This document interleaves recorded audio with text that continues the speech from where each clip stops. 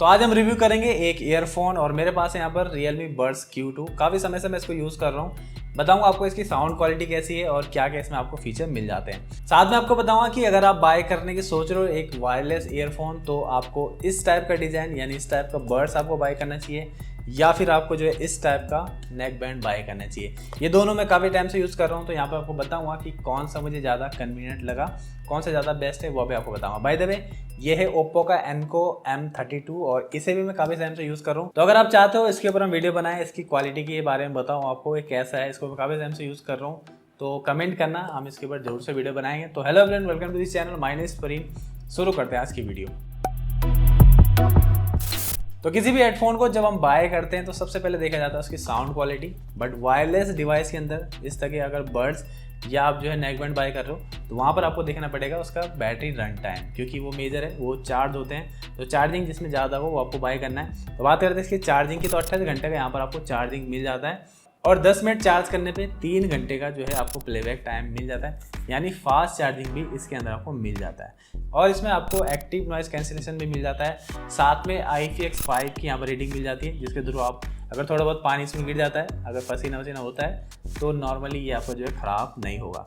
इसके अलावा कनेक्टिविटी में आपको ब्लूटूथ 5.2 का यहाँ पर जो है कनेक्टिविटी मिल जाती है और कनेक्टिविटी इसकी काफ़ी अच्छी लगी मुझे। 10 मीटर के अराउंड रेंज है इसकी, बट ये फास्ट जो है कनेक्ट होता है सबसे पहली बात, और काफ़ी अच्छी इसमें रेंज इसमें मिल जाती है। और इसकी अगर बात करें ड्राइवर साइज़ की तो यहाँ पर आपको जो है 10 mm का ड्राइवर जो इसके अंदर लगा हुआ है और Realme इसको बोलता है बेस बूस्ट ड्राइवर। तो कैसा बेस बूस्ट करता है वो भी आपको बताऊंगा। साथ में इसमें आपको टच कंट्रोल मिल जाते हैं, तो ये काफ़ी अच्छा है और टच जो इसकी काफ़ी फास्ट है। मैंने इसको यूज़ किया काफ़ी टाइम और काफ़ी अच्छे जो इसके टच काम करते हैं। तो काफ़ी सारे फीचर हैं जो आपको इसमें मिल जाते हैं। इसके अंदर आपको ऐप भी मिल जाती है, Realme लिंक ऐप, इसको आप डाउनलोड करके काफ़ी सारे फीचर जो है आप उस ऐप के थ्रू इसके मैनेज कर सकते हो। तो इसकी साउंड क्वालिटी की अगर बात करूँ तो नो डाउट यहाँ पर बेस्ट साउंड है। Realme की जनरली जो हेडफोन है मैंने यूज़ किए हैं, वायर वाले भी यूज़ किए हैं, इसके 500 से 600 वाले, वहाँ पर भी काफ़ी अच्छी साउंड मिलती है और इसके अंदर भी काफ़ी अच्छी साउंड मिलती है। तो सबसे अच्छी जो बात इसकी लगी मुझे इसका बेस, जो बेस क्वालिटी काफ़ी ज़बरदस्त है, काफ़ी हैवी आपको बेस मिलेगी और काफ़ी पंची जो साउंड आपको बेस की इसमें फील होगी, तो काफ़ी बेस है। और अगर आप उसको लाउड भी सुनते हो, वैसे तो आपको सुनना नहीं है, बट लाउड साउंड भी जो आपको इरिटेट नहीं करेगी, काफ़ी अच्छी और क्लियर साउंड इसमें आपको मिल जाती है। तो अगर साउंड की बात करें तो सिंपल है, काफ़ी अच्छा यहाँ पर आपको साउंड मिल जाता है। तो बात करते हैं इसकी नॉइस कैंसिलेशन फीचर की, वो भी जो है काफ़ी अच्छे से काम करता है। मैंने इसको जिम के अंदर यूज़ किया है जहाँ पर काफ़ी साउंड होता है, काफ़ी लाउड साउंड चलता है। तो जब मैंने इसको यूज़ किया और जब इसका एक्टिव नॉइस कैंसिलेशन जो फीचर है वो मैंने एक्टिव किया तो अराउंड जो है 30-40% जो बैकग्राउंड नॉइस जो है इसने कम कर दी थी। तो यहाँ पर मैं ये नहीं कह सकता कि बहुत ज़्यादा अच्छा है इसका, क्योंकि प्राइस भी कम है, उस हिसाब से आपको फीचर मिलता है तो वो ही बड़ी बात है।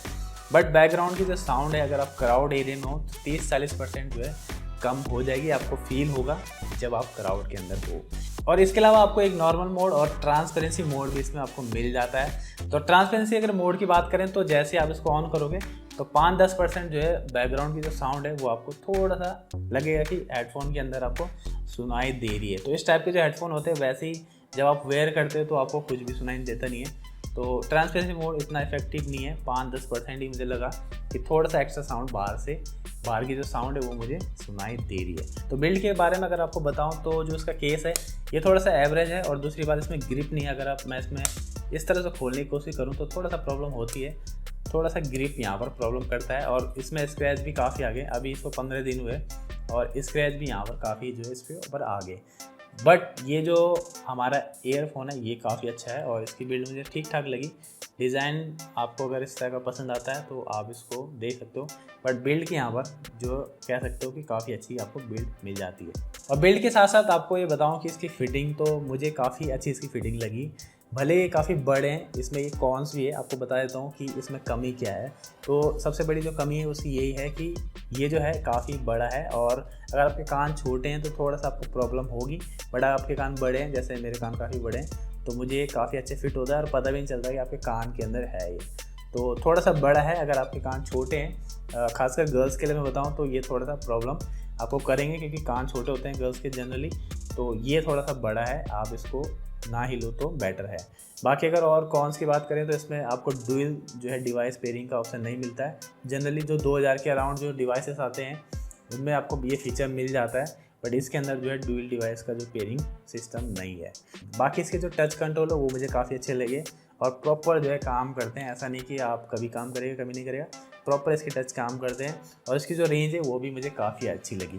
बात करें इसकी कॉल क्वालिटी की तो कॉल भी इसकी कह सकते हैं एवरेज ही है। अगर वैसे इस टाइप के जो हेडफोन होते हैं इसमें आप जो है लाउड थोड़ा सा बोलना पड़ता है आपको, बट अगर आप घर के अंदर हो, आपके पास जो है ज़्यादा भीड़ भड़ाका नहीं है तो आप इसको यूज़ कर सकते हो। यानी बाहर आप इसको यूज़ कम ही करो तो, क्योंकि आपको थोड़ा सा तेज़ बोलना पड़ेगा इसके लिए। बाकी कॉल की जो साउंड है काफ़ी अच्छे से जाती है, ऐसा नहीं है कि बेकार साउंड जाती है, काफ़ी अच्छी ये काम करता है। तो जो चीज़ें मुझे अच्छी लगी मैंने आपको बता दी और जो मुझे कमियां लगी वो मैंने आपको बता दी। बाय द वे इसके ऐप के अंदर काफ़ी सारे ऑप्शन आपको मिल जाते हैं, यानी साउंड के भी काफ़ी सारे ऑप्शन है। अगर आपको बेस बूस्ट करना है तो वो भी आपको वहाँ पे मिल जाएगा। आपको नॉर्मल साउंड सुननी है, बैलेंस साउंड सुननी है या आपको क्लियर साउंड में रखना है तो वहाँ पर बेस थोड़ा कम आता है। और अगर आपको इन्हेंस करना है और भी लाउड करना है थोड़ा सा, वो भी आपको वहाँ पर मोड मिल जाता है। और इसका जो एक्टिव नॉइस कैंसिलेशन और नॉर्मल मोड और ट्रांसपेरेंसी मोड है वो आप इसको टच के थ्रू ही जो है दोनों ईयरफोन को अगर टच करोगे होल्ड करोगे तो स्विच होता है और स्विच होने के बाद आपको जो एक साउंड भी आती है कि कौन से मोड में ये अभी आपका जो है स्विच हो चुका है। तो ये भी काफ़ी अच्छी बात लगी मुझे, ये भी इसके अंदर साउंड आती है। तो फाइनल अगर इसकी कंक्लूजन की बात करें तो प्राइस को देखते हुए, साउंड को देखते हुए और ओवरऑल जो फीचर है उसको देखते हुए 8 नंबर इसको दे सकते हैं 10 में से। तो काफ़ी सारी चीज़ें हैं इसमें जो मिल जाती है। साउंड बेस्ट है, ये सबसे अच्छी बात है। अगर आपको इसको बाय करना है तो इसको मैं बता दूं आपको सेल में इसको बाय करना। अभी की अगर प्राइस की बात करूं, अभी ये वीडियो बन रही है तो मैंने चेक किया 2500 को जो है मिल रहा है और जब मैंने इसको बाय किया था तो 1800 के आसपास हमने इसको बाय किया था।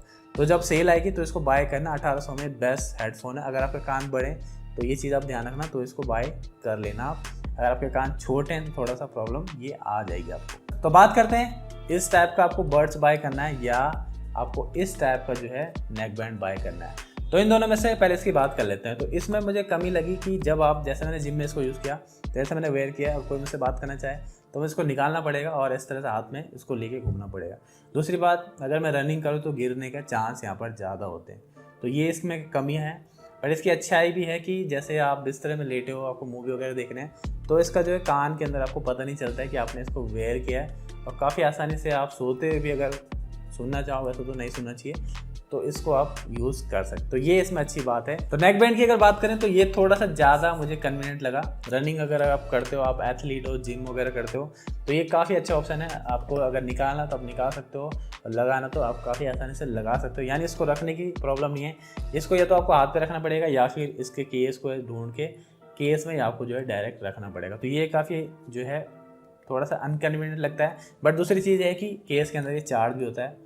तो आप अपने हिसाब से देख लेना, नेक बैंड ज़्यादा बेस्ट है। मैंने आपको बता दिया कि नेक बैंड के साथ क्या चीज़ अच्छी है। और इस टाइप का अगर आप ईयरबड्स बाय करते हो, इसमें डिज़ाइन बहुत सारे आते हैं, तो आपको कोई सा भी ईयरबड बाय करते हो तो यहाँ पर आपको क्या प्रॉब्लम आ सकती है। तो जो भी मेरा एक्सपीरियंस था मैंने आपसे शेयर कर दिया। आप अपने अकॉर्डिंग देख लेना, जो आपको बेस्ट लगे। आप चाहो तो बड्स बाय कर सकते हो किसी भी कंपनी का। मैं इसको रिकमेंड नहीं करूँगा, मैंने जस्ट बताया कि इसकी जो क्वालिटी मुझे कैसे लगी। और ओप्पो के बारे में हमने अभी वीडियो नहीं बनाया, इसके बारे में बतानी तो हम बना देंगे।